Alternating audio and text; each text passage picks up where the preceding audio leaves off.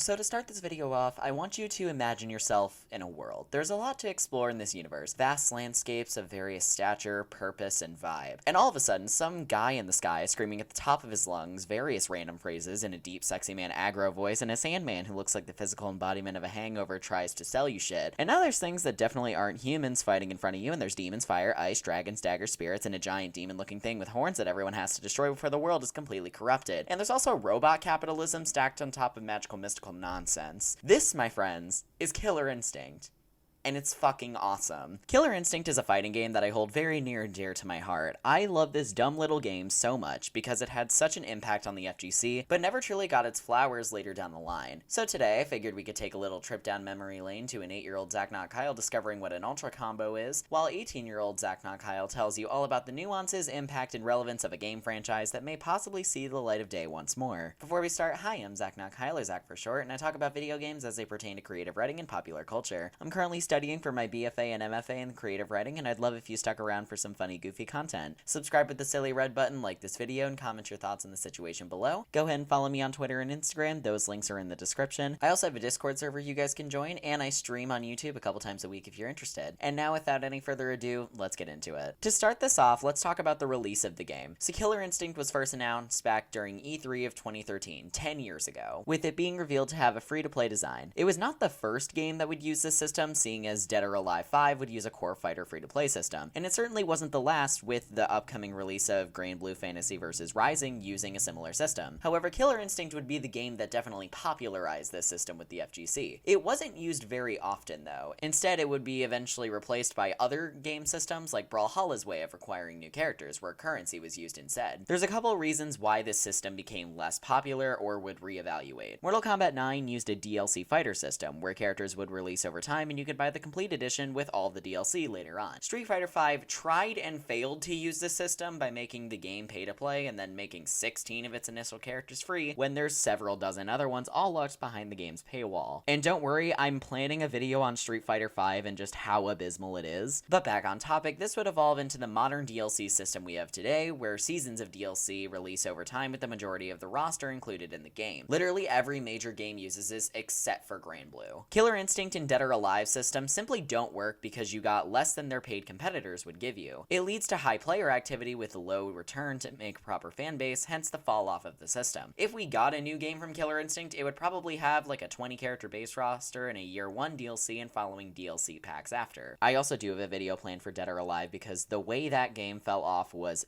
truly something. So the first season contained 8 fighters, including Jago, Saberwolf, Glacius, Thunder, Orchid, Sadira, Spinal, and Fulgore, along with Shadow Jago as a bonus. However, only Jago, Glacius, and Saberwolf were revealed at the time. Over time, the roster was built up to include almost 30 fighters of various playstyles, capabilities, etc. And this brief overview of the series is here to premise the small little roster review, but I will talk about why Killer Instinct is one of the most shocking success stories after we get through that. Now, on the topic of the Killer Instinct roster, it makes no sense at all, which is weirdly why it works. It blends nonsensical insanity with consistent through lines in the story to connect all of them together under one umbrella. Every single character is supernatural in some way, including Kim Woo and Jago, who are some of the more human characters of the story. Kim still has a freaking dragon and will tell you that. Jago has a tiger spirit and a whole shadow form, along with other humanoid characters like Maya having literal demented daggers, and her sister is just a whole ass coven leader. Nothing makes sense, and it's why it works. Killer Instinct's roster is the definition of complete camp. Even the guest characters were supernatural and insane, like Rash from Battletoads. I can't say Rash from Battletoads being in a fighting game is on anyone's bingo card for things that would actually happen in the FGC, but it happened. Everything is turned up to an 11, and it's great. So something fascinating about the Killer Instinct roster, though, is that it started out small and then built over the course of 4 years.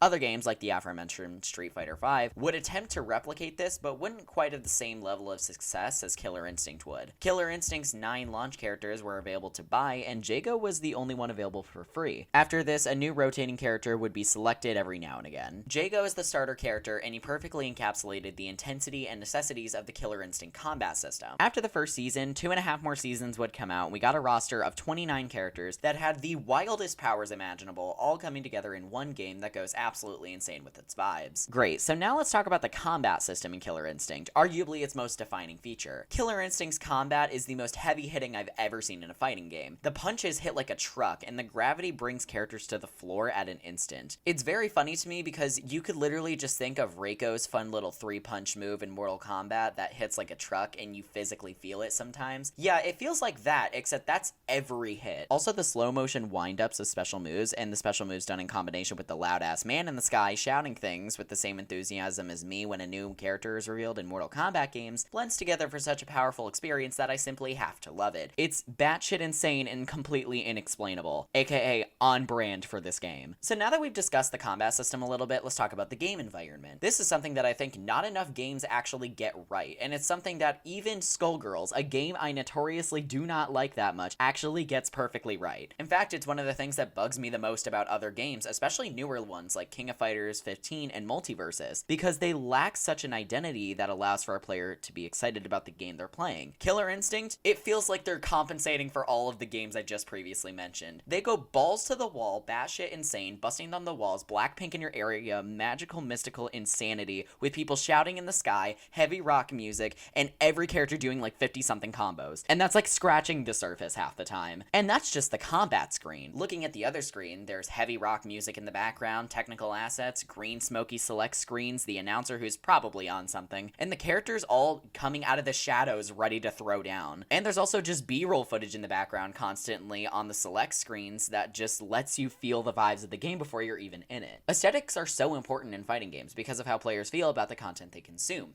If you want a wild brawling experience, go for Killer Instinct. If you want a more calm experience, maybe try Brawlhalla. If you want a bloodier one, go for Mortal Kombat. A more modernized experience, Street Fighter 6. Games with a lack of an identity make it harder to get enveloped in a game's fanbase, gameplay, and multiplayer scene. It's why games like BlazBlue Cross Tag Battle don't exactly have an identity because it's just a bunch of characters thrown together. This next section about the story mode is also going to segue into the developer issues with Killer Instinct that somehow allowed the game to thrive. So the story is actually pretty decent. It has its pros and cons though. Shadow Lords is the story mode equivalent for what we get with Killer Instinct. In Shadow Lords, you get to pick 3 characters to join your team. You take different characters into various fights around the world in order to stop Gargos, our main villain, from invading as quickly. He will always come, but you can prevent him from showing up. Eventually, you will fail the breach, and then you have to fight Gargos with your team in a final showdown that you've leveled up over time. Now, there's not a lot of cutscene work in this due to the developer switch we'll talk about later, but rest assured that this mode is loads of fun. I quite like the implementation of Conra in this mode as well, acting as our store merchant to help you along the way, who definitely made some shady deals. So now let's discuss Season 3.5.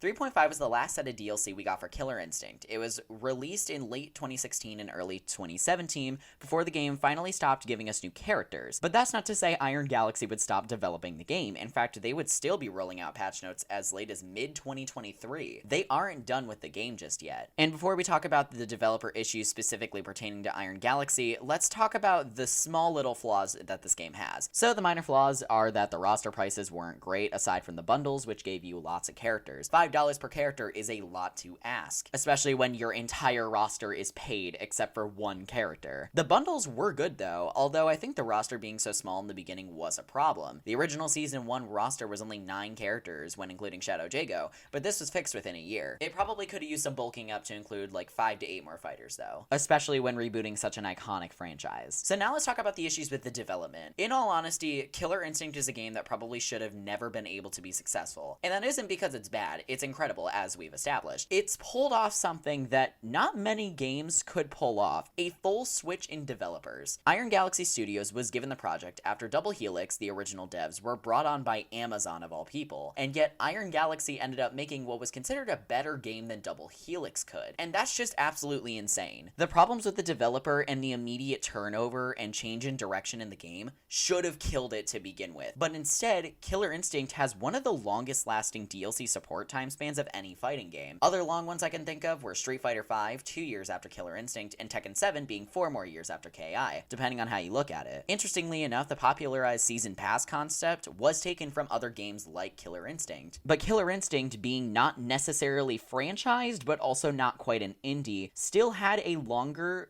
game development cycle than any Mortal Kombat game has had to date. That is pretty impressive. So there is a bit of speculation as to what happened with Season 3.5 and why no Season 4 came in 2018 per se. I tend to chalk this up to the fact that every character character in the franchise had been added at this point, so why would they continue? However, other people speculated that Microsoft may have just given up on this game after a while, and I could see why. Killer Instinct had a 4-year DLC chain, which is pretty long. However, this was then disproved by the 10-year anniversary stage at EVO 2023. There were announcements for the game to get new balance updates added to the game, better netcode, and some quality of life updates to keep the game going after 10 years of fighting on. And while this is absolutely fantastic and shows that people still like Killer Instinct, where is a new one if they clearly want the game to continue? Well, we might actually have some answers. According to a podcast appearance from Phil Spencer and Matt Booty from Xbox Game Studios, there are so many good games in our catalog that we'd love to visit. The response when we redid KI at the launch of Xbox One was fantastic. I will just say Matt and I have discussed many times KI and where we would like to go with it, and it's not out of our minds that it might be out of our minds,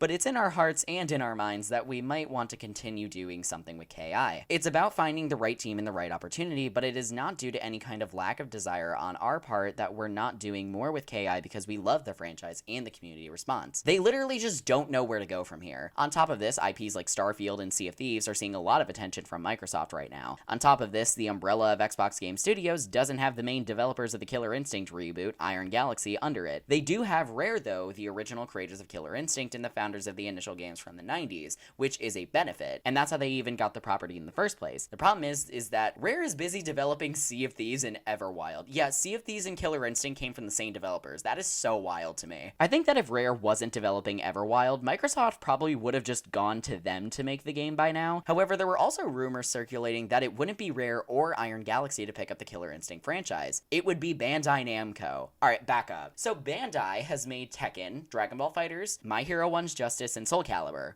They took Killer Instinct. Well, that was the rumor a few years ago after #BringBackKI began trending after Maximilian Dude caused it to. In January of 2022, rumors were making the rounds that Bandai Namco's development teams were in talks with Microsoft to make a new Killer Instinct game. If this is true, though, the game wouldn't be ready until, like, 2025? Okay, let's break this down. So, Tekken 8 is dropping in early 2024. Soul Calibur 7 is supposedly going to release in late 2024 to early 2025. We would be waiting quite a bit for Bandai to be the ones to give us a Killer Instinct game, but the timeline actually kind of does make sense. Hypothetically, if this game began development in early 2022, a late 2025 to early 2026 release isn't that far-fetched, and this could actually be true. There's nothing that's come out to definitively say that Killer Instinct is fully dropped by Bandai Namco, or that they aren't assisting with the project at all. I think it's just there's a high chance that they're keeping everything under wraps right now, or maybe they really didn't take it. Who knows? It's hard to say because of everything that Bandai has going on right now, but there is a chance for an alternate universe where Bandai Namco makes Killer Instinct 4, and I would live. As far as other developers are concerned, Iron Galaxy could still pick up the game again, but that depends on if they get the go-ahead from Microsoft to go through with it. Double Helix isn't going to take it anytime soon, so I think the most likely options are Iron Galaxy, Rare, and Bandai Namco. I could also see NetherRealm taking the game considering how KI plays, but I don't trust NRS with one project, let alone two. So where does this leave us? Well, you can always give the game a shot, tweet about it, let Microsoft know that we want this game back. It's free, give it a try, you'll love it. It might get them to kickstart something for the future, show interest. This game deserves the love it gets, and it deserves a lot more in the future. Hopefully we'll see the game return, if not, at least we have this one. Moral of the story, go play Killer Instinct and fight on. And with that, I'll leave the video here. Have you heard of Killer Instinct? Do you enjoy Killer Instinct? Is there any particular character you'd want to see in a Killer Instinct 4? Are there any characters that you would want if there was a Season 4 to Killer Instinct? Let me know in the comments below. And with that, I have to go plot all of my stream schedules for the next, entire month, so I'm gonna go do that now.